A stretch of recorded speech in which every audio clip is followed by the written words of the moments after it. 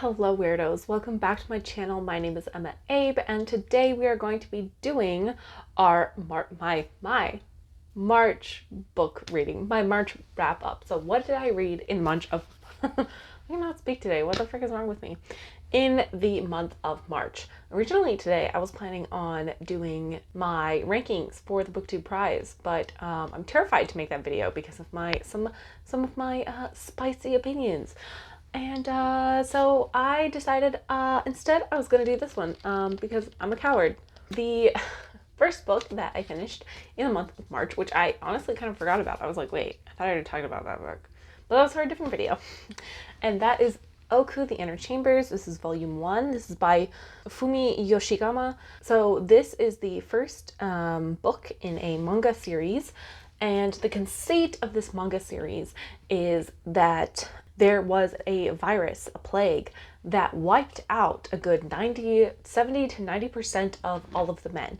So what happens, society adapts, and society wound up flipping. So now all of the original women's roles were all taken over by men, vice versa. So, you know, a woman is the shogun and all sorts of stuff like that. And you follow this one man who is from like a relatively prominent family. We don't know about his family a lot in specifics. And he, unlike a lot of other men,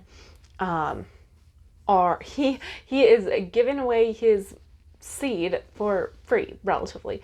And he doesn't want to get married either. So he wants to sort of enter the inner chambers, or the Oku. And I don't know if I'm pronouncing that right. Please forgive me. Don't know how to pronounce anything.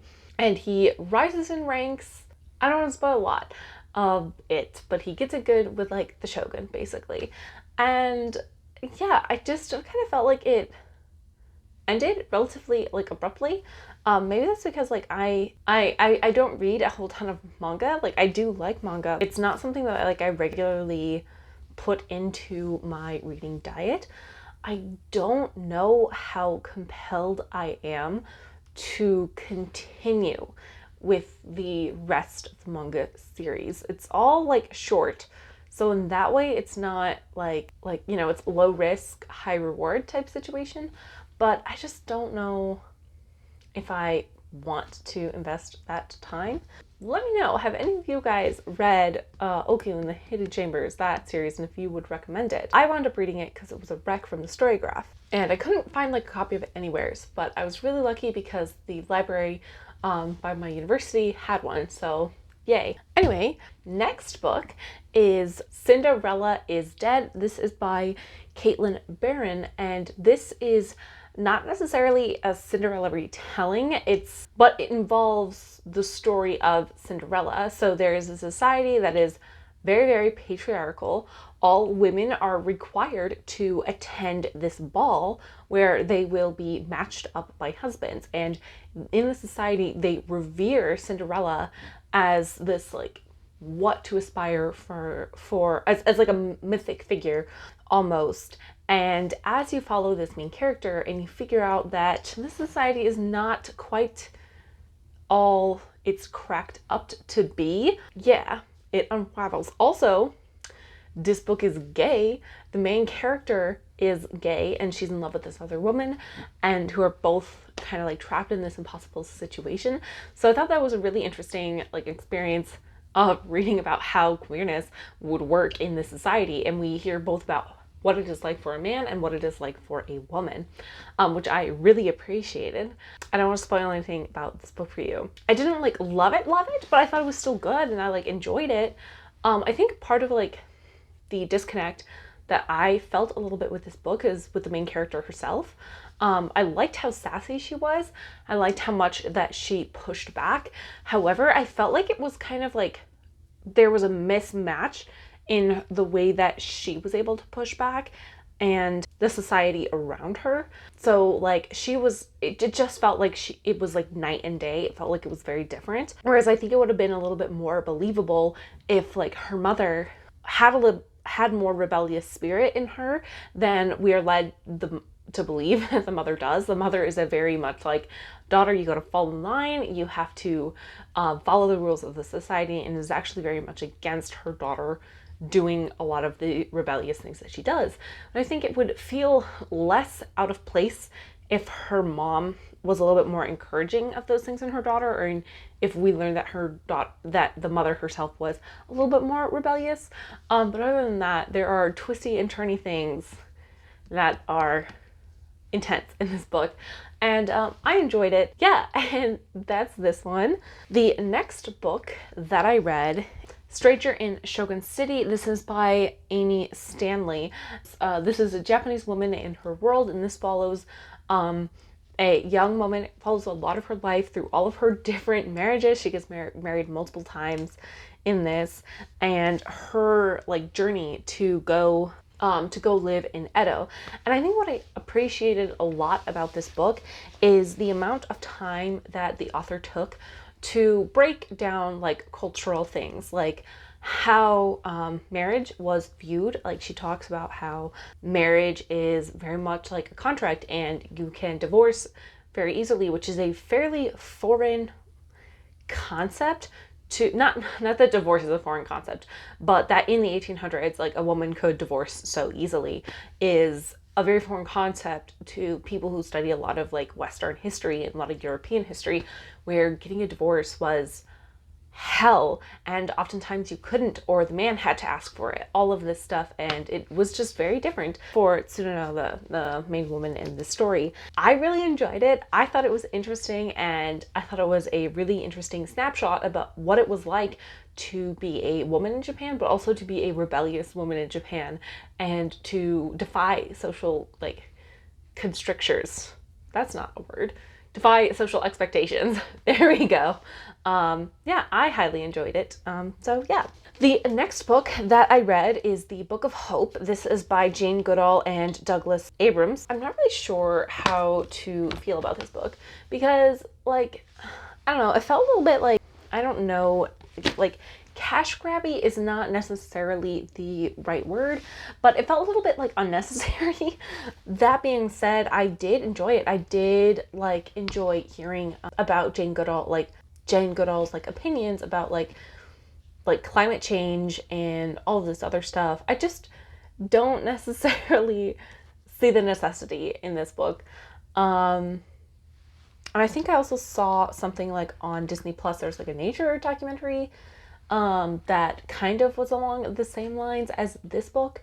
And so, yeah, I don't know. I felt like this book sold and did as well as it does because it has Jane Goodall's name attached, rather than anything like relatively new of substance that is said.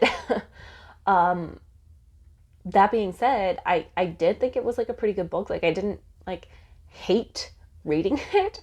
I know that's kind of a low bar, but I think I just felt very indifferent towards it. Like I loved hearing Jane Goodall's like opinions on things, but it just felt like why is this a book? You know? And yeah.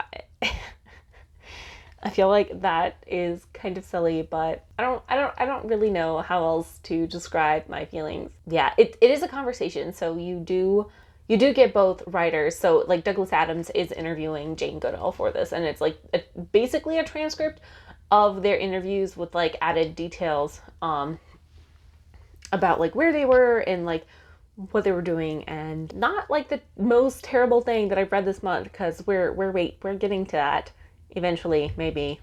Moving on, the next book that I managed to finish is Heaven's Official's Blessing. This is by MXTX. This is the first volume. I have the second one right here. It's waiting to be read. I am rationing these MXTX books because I have to wait until April 19th to get the second of Scum Villain. And so I'm taking my time. I'm like forcing myself to pace myself with these books because these books, I love them. I really love anything MXTX writes. It's really hard to not go on and like find spoilers for basically everything. I'm trying really hard not to watch the like anime or TV show that's on Netflix that is Heaven's Official's Blessing,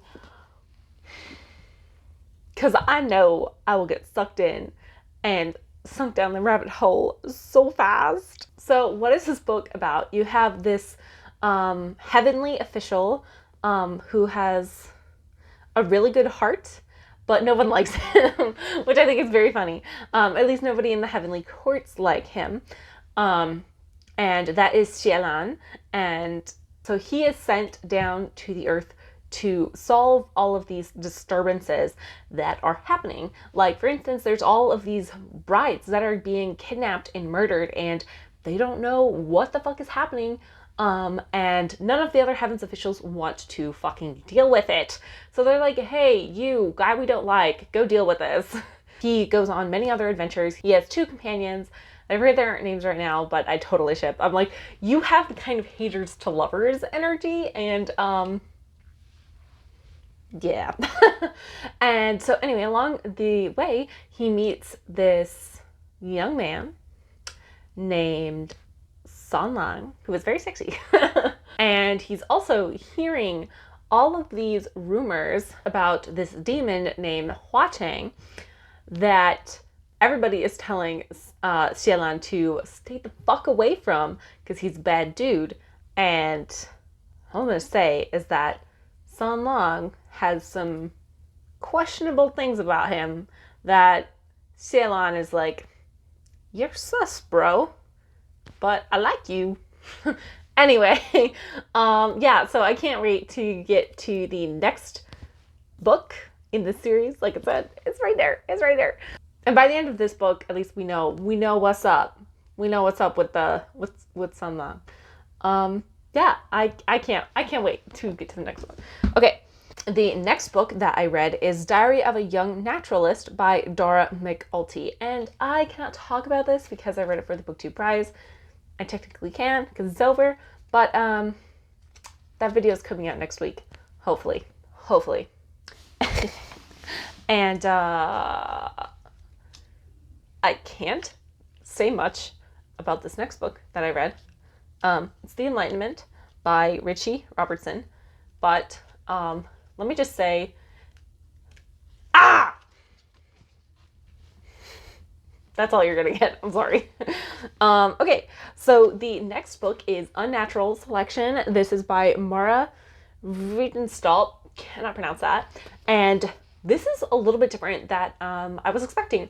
So it interrogates, and talks all about gender gaps. So the consequences of having a lot of males and not a lot of females in a society, and what gives rise to situations like that, what are the consequences, all of this stuff. I found it very, very interesting. I have found myself returning mentally a lot to this book in research that I've been doing for like some of my writing projects. And yeah, overall I felt this book was so freaking valuable. I really, really enjoyed it a lot more than I thought I was going to. Yeah, I also enjoyed the chapter very much towards the end where she interrogates the fact that the reverse is happening, especially in places like America, and how we don't necessarily view that as a bad thing. However, when it comes to, there being less women than men, we do, which, is an interesting take. And I don't think I necessarily agree or disagree with it. But yeah, I very much enjoyed this a lot more than I was anticipating to enjoy it. So the next book that I read is Madhouse at the End of the World. This is the Balenciaga's Journey into the Dark Antarctic Night, and this is by Julian Sancton.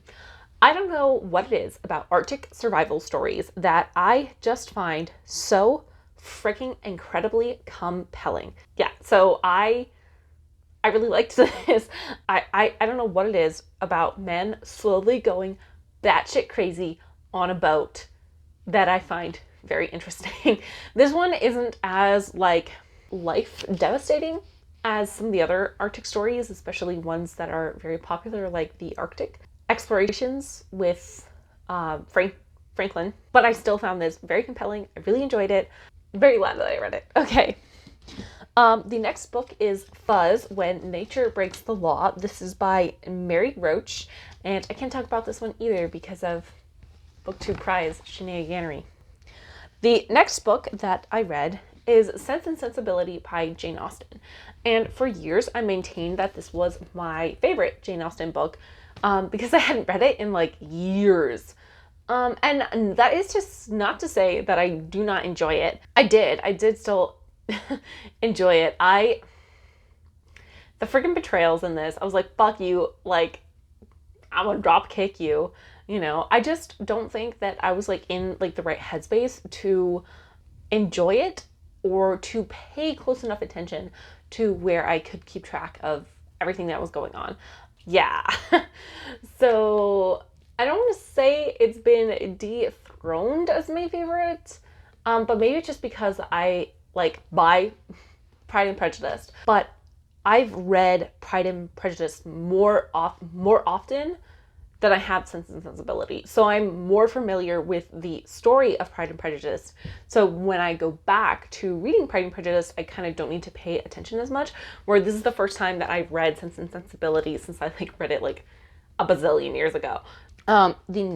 The next book that I read is Proof of Me and 600 Stories. This is by Erica Lepouf Lazar. This was sent to me by a publisher, and I did read it.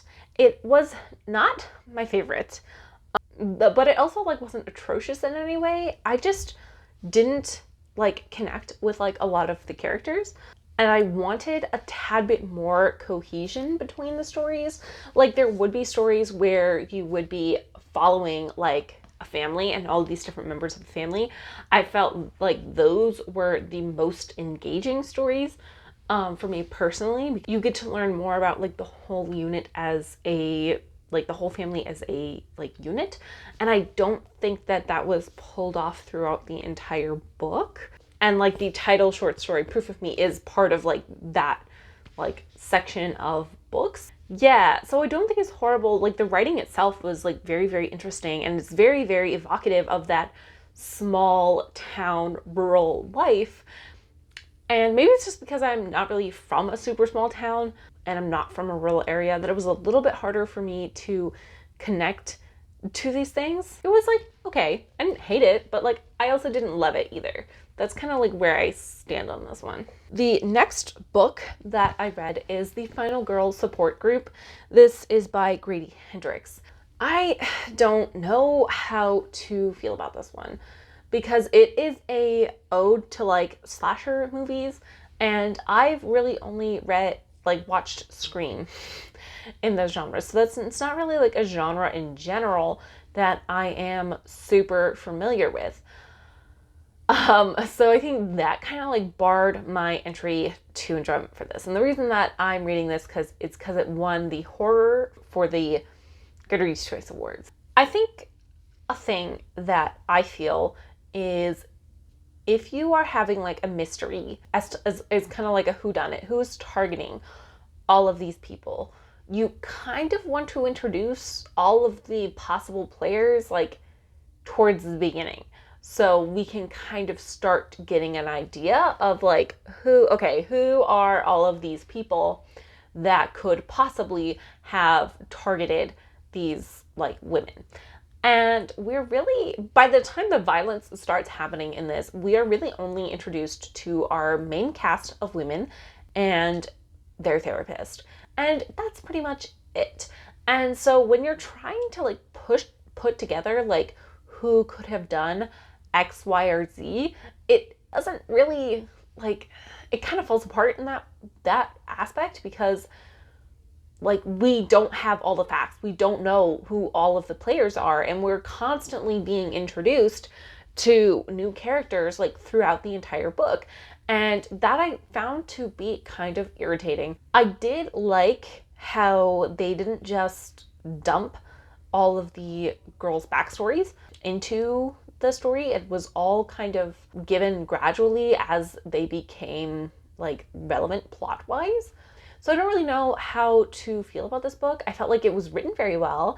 It was written in a very like compulsory way where I wanted to keep reading it. I don't necessarily think that the reveals of who did it like worked. And maybe it's just because of my